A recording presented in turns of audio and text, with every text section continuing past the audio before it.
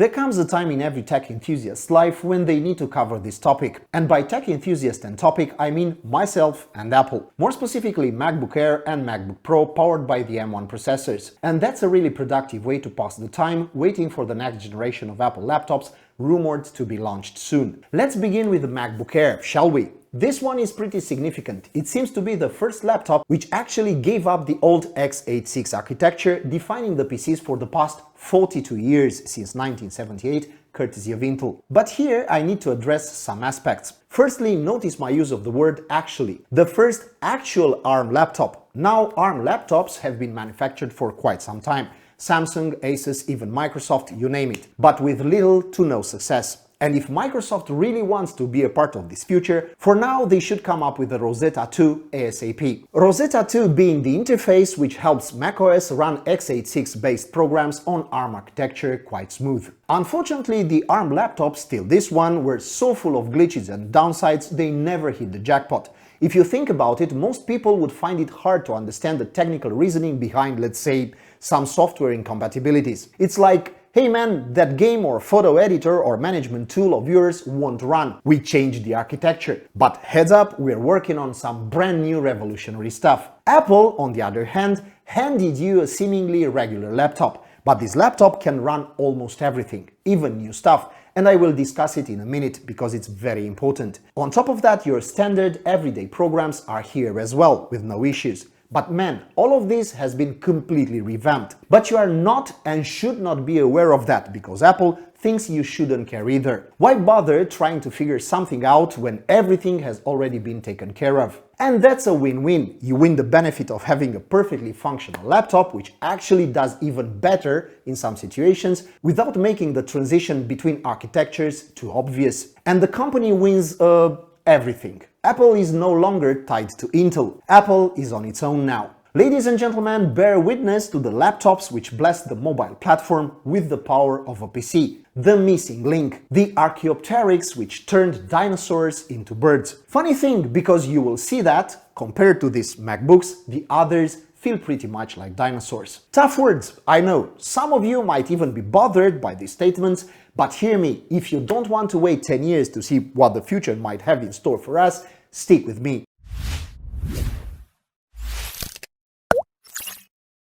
Apple is well known for its marketing mastery. Back in January 2008, Steve Jobs presented the world with the first MacBook Air, the thinnest laptop of that time. That sole MacBook would sell millions, defining this category of ultra-portable and ultra-thin notebooks. It was only 4 years after that, Intel solemnly named this category Ultrabook. This name would eventually sum up all other Windows-powered ultra-thin and ultra-portable models. To be honest, I do have some friends who still use the first-gen MacBook Air. Although this old gent got a bit left behind with the emergence of more popular Apple products, such as iPhone, its contribution is never to be neglected. For real, Apple's first ultra-portable specimen to be blessed with ARM is, you got it, a MacBook Air. A name which never ceased to impress in all these 12 years. This is why I must explain some things over here. Basically, the new MacBook Air did not change anything while changing everything.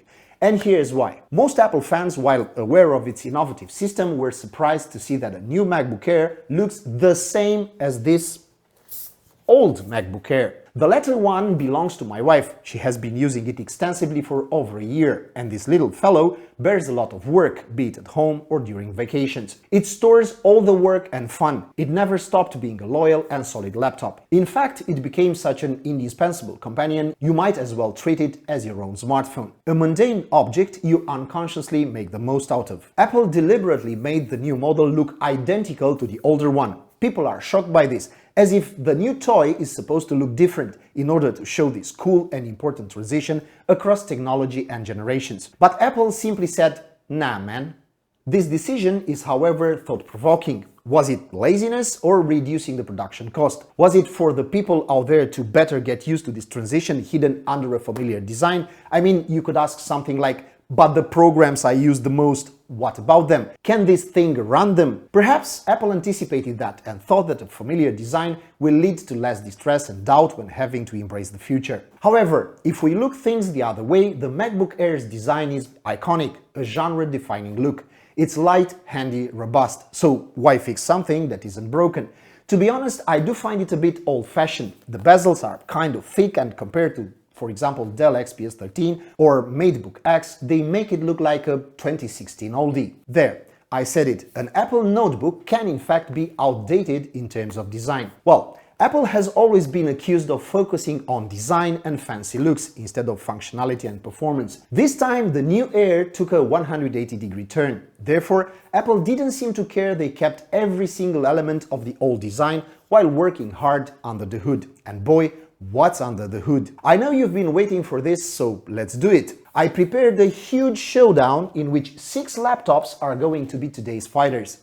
Let's meet them. Our first protagonist is the new ARM-based MacBook Air, powered by the Apple M1 processor and sporting a passive cooling system. Pay attention to this detail. Our star over here has 8GB of RAM and a 256GB SSD. So for the sake of completeness, we are throwing into the ring the 13-inch MacBook Pro as well. It has the same Apple Silicon M1, but has coolers, ergo an active cooling system. We should expect better performance, but a bit more noise. The same 8GB of RAM and 256GB SSD. A Mac Mini is out of the question. We are not discussing mini desktops right now. In order to provide an in-depth comparison, I have brought something more diverse. Here is Microsoft's new Surface Go, an Intel Core i5-1035G1 with discrete graphics, 16GB of RAM and 256GB SSD. All 3 of them sport integrated graphics, which will help us get an idea about GPU performance as well. Next one on the list is my wife's last-gen Intel MacBook Air, as I want to see how fast the new model is compared to this older one. The senior over here is powered by an Intel Core i5 integrated graphics as well, the same 8GB of RAM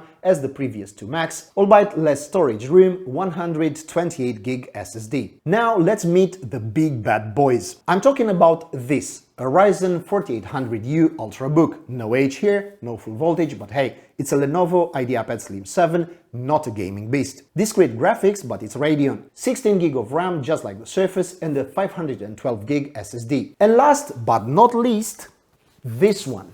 The most powerful Apple laptop on the market, my own 16-inch MacBook Pro, which I'm going to use more as a benchmark tool today. I know what it's capable of, and I really want to see if any of the other models can get on its level. The 16-inch MacBook Pro has a beast of a heart, an 8-core, 16-thread Intel Core i9, 16GB of RAM, dedicated GPU, Radeon Pro 5500M, and a 1TB SSD. I think my roundup should do just fine in showing us the potential of the new ARM-based laptops. Without further ado, let's get ready to rumble. Here's how I did it. I chose 3 more or less cross-platform tests, meaning stuff that can run both on Windows and macOS. Basically Cinebench R23, Geekbench 5 and a real-life test, DaVinci Resolve 17. For this, I recorded a 1-minute video 6K RAW and a 4K ProRes HQ1, both with 60 FPS. I hid the videos with some LUT and proceeded to compress them into MP4 H.264 format. For now, let's discuss the benchmarks. Obviously, like any tech-savvy out there, I couldn't possibly skip Cinebench. I ran the multi-core test because who cares about single-core these days anymore,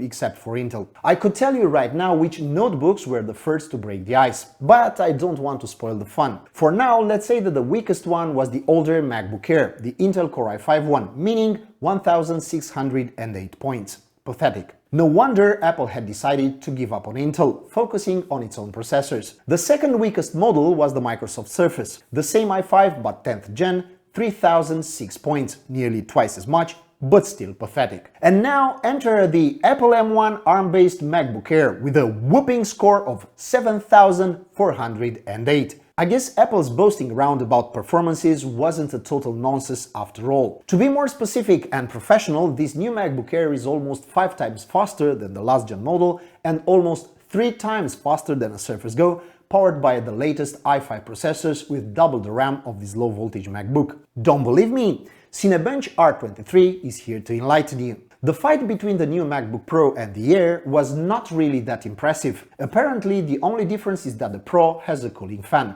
And that's all. 7,802 points, so only 400 extra points to the overall score. Oh my, you guys might actually be right. The Air has the potential of destroying the Pro with no apparent reasons to pay some extra percentage. Above it, my famous 16 MacBook Pro scored almost 9,000 points, 8,962 to be exact. The difference between 8,962 and the 7,802 points scored by the ARM mobile CPU might look significant, but that's not the case. It's just a difference of 1,000 or so, considering the fact that the 16-inch version has a relatively new i9 CPU, 8 cores and 16 threads, and double the RAM, hidden inside a bigger, better cooled chassis and so on. 1,000 points roughly, that's all. Lenovo IdeaPad Slim 7 did a really good job as well. Although it incorporates a weaker version of the mobile AMD processor, its Ryzen 4800U carried it right on top with a total of 9,296 points. Following Cinebench, Geekbench 5 took up the task of testing the CPU, just to make sure there is no room left for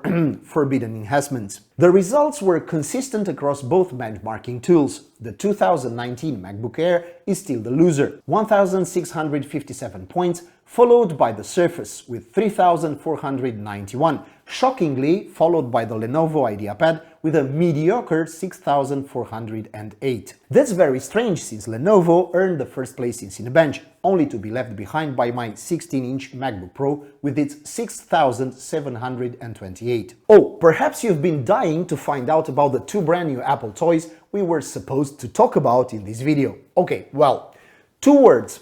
First place. MacBook Air 2020 has 7,560 points, and the M1 MacBook Pro hit 7,691 points. Again, a slight negligible difference. We might agree that Geekbench 5 is better optimized for the ARM architecture. It is used extensively in benchmarking smartphones, so maybe that's the reason why mobile architectures snatched the first place. Interestingly enough, the guys at Geekbench claim that their test does have cross-platform relevance and that you theoretically do not compare apple and oranges. This part had me skeptical, but I will give it the benefit of the doubt for the sake of comparison. Their statement would mean that the brand new M1 ARM laptop CPUs are twice as fast as the A14 CPU of my iPhone 12 Pro Max. Have a look at the Geekbench results we obtained earlier today when it comes to the Pro Max. 4,092. Now compare it to the scores earned by the new MacBook Air and MacBook Pro, so 7,560 and 7,691. And now the moment of truth. Leaving behind the synthetic, more or less optimized for a specific architecture evaluation, let's focus on the real life. It's about the rendering test, though a bit biased. This means that the new laptops are somehow disadvantaged. Allow me to explain. Cinebench and Geekbench are tools which run natively on M1. Basically, they are part of those universal apps. Resolve 17, however, needs Rosetta in order to run on M1, so it prompted me to install that emulator beforehand. I installed Resolve 17 Studio on both laptops using my fully activated license. No point in trying that on the older MacBook Air or Surface, which are not really designed for that kind of software. I recorded two 1-minute clips. And it goes like this. One clip was recorded in 6K Blackmagic RAW, compressed 5:1. The other one was recorded at 4K DCI ProRes HQ, over which I applied a lot. I prompted the laptops to compress the two clips in MP4 H.264 format, Full HD 60 the first one, 4K DCI the second one. All of this while observing the rendering times. The Ryzen 4800U Lenovo earned the last place, 5 minutes and 37 seconds for RAW, 3 minutes and 54 seconds for ProRes. My 16 MacBook Pro got the first place, 1 minute 26 seconds for RAW, 1 minute 04 seconds for ProRes. Quicksilver, see? This is why synthetic tests are not always relevant. Between these extremes, the two new laptops managed to squeeze some very good timings. Have a look. MacBook Air 2020, 3 minutes and 13 seconds RAW, 2 minutes ProRes, and the MacBook Pro, 3 minutes 7 seconds RAW, 1 minute 51 seconds ProRes. Again, for some laptops which do not include native support for Resolve, these are very good timings. Perhaps they would even outclass my 16-inch Pro once the native support is officially released. As you can see, the difference is really small, and you might be tempted to think paying some extra dollars/euros, taxes included, is not that wise. But let's be frank.